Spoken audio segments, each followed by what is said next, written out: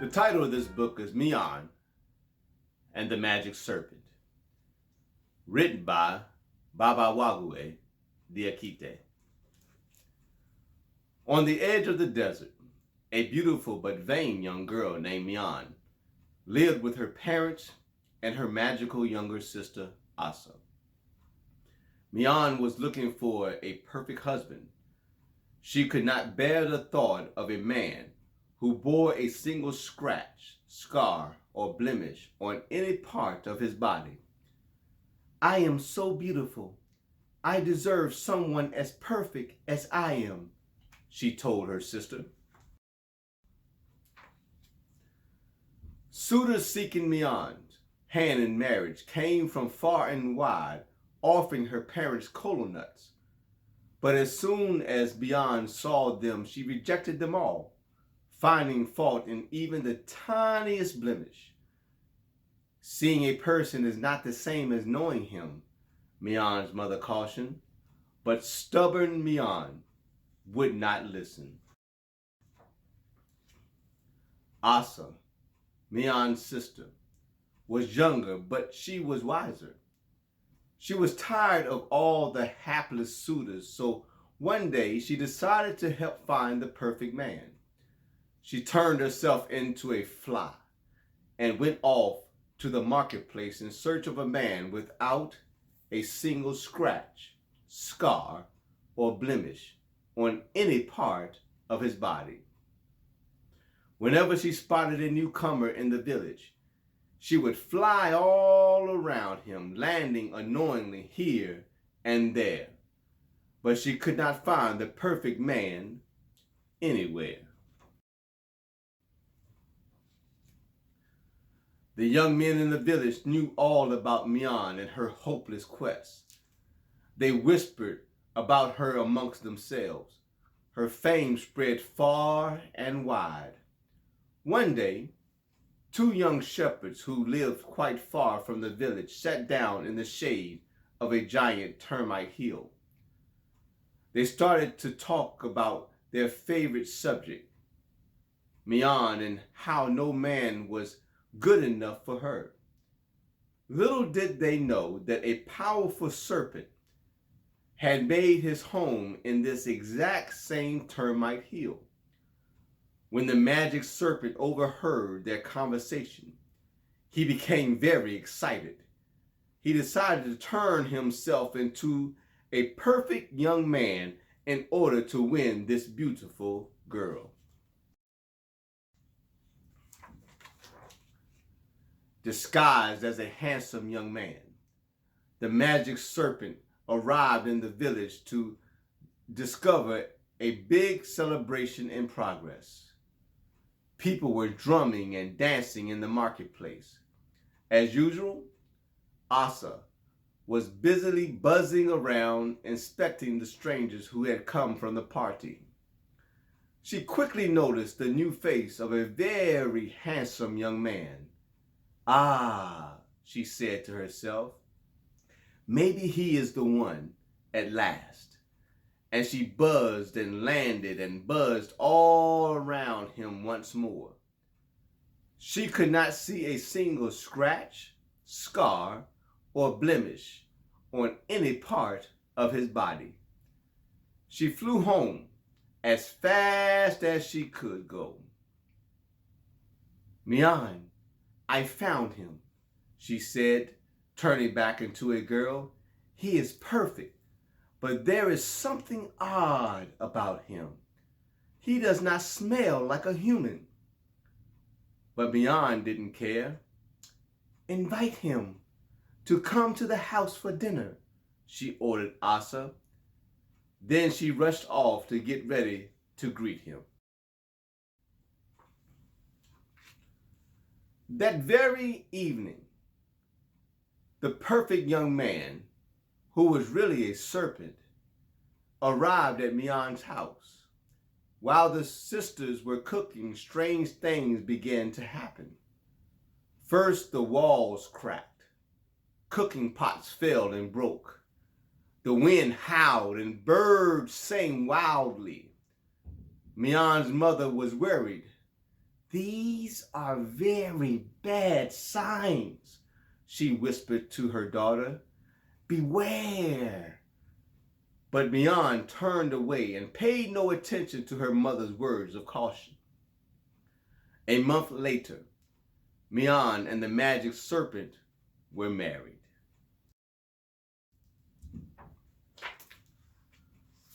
When it was time for Mee-An to go to her new home with her perfect new husband, Asa was sent along to act as the Konyo Wunani, this little barking dog of the wedding, as tradition required.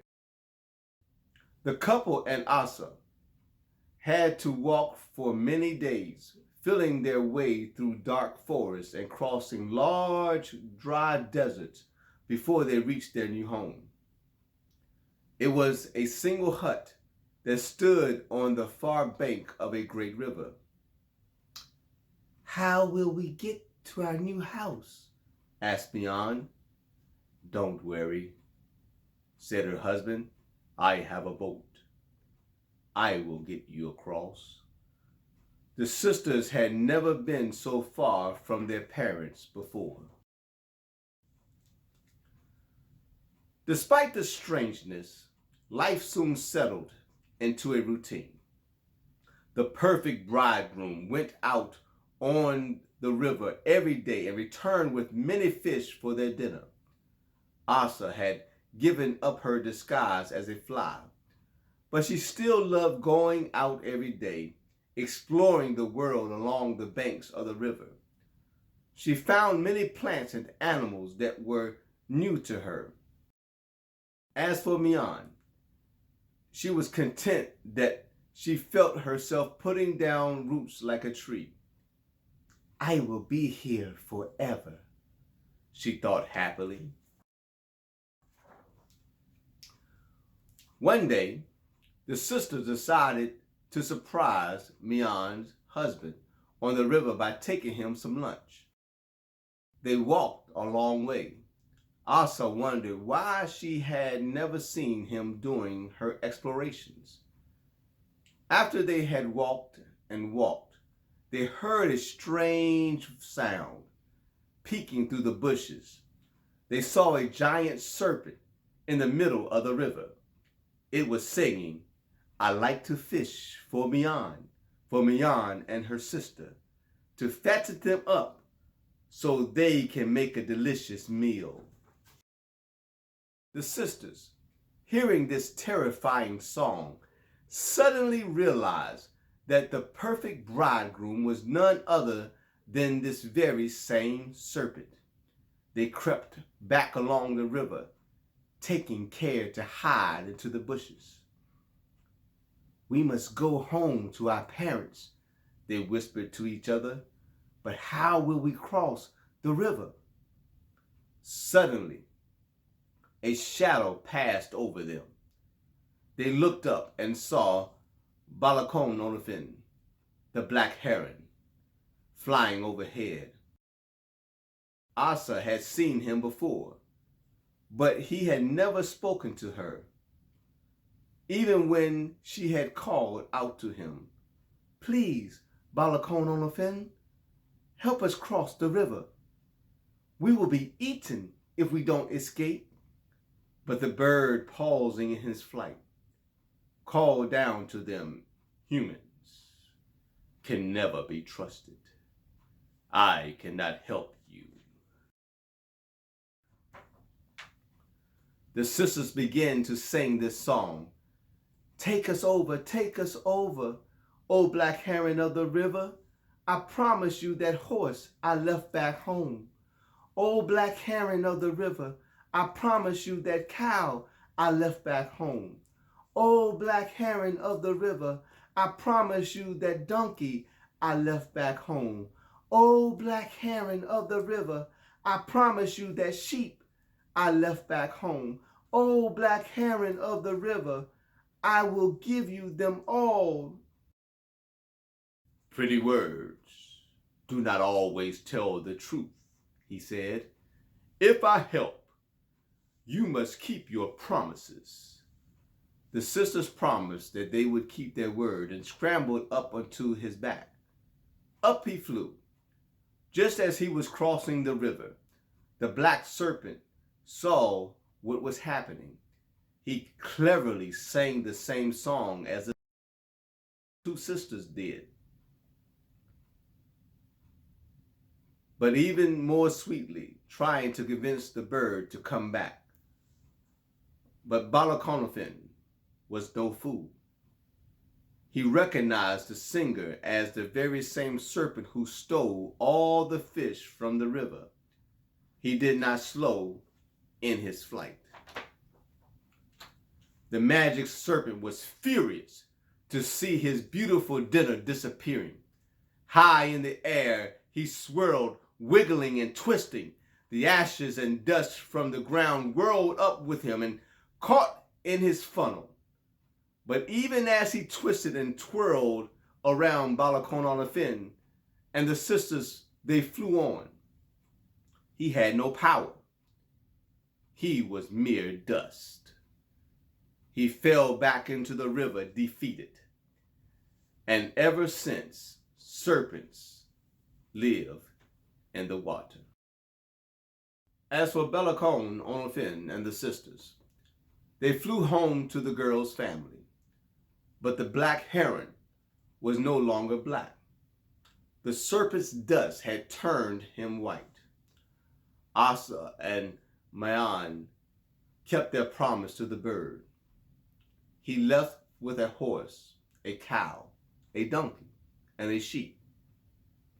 So to this day, when you see these animals standing by an African river, you will probably also see a white bird proudly seated on their backs. The sisters soon returned to their old lives. Asa often buzzed into the village to see what was happening close up. As for Mee-An, she had finally learned that seeing a person is not the same as knowing them. And when she met the man who became her husband, she was able to love him despite his scratches, scars, and blemishes.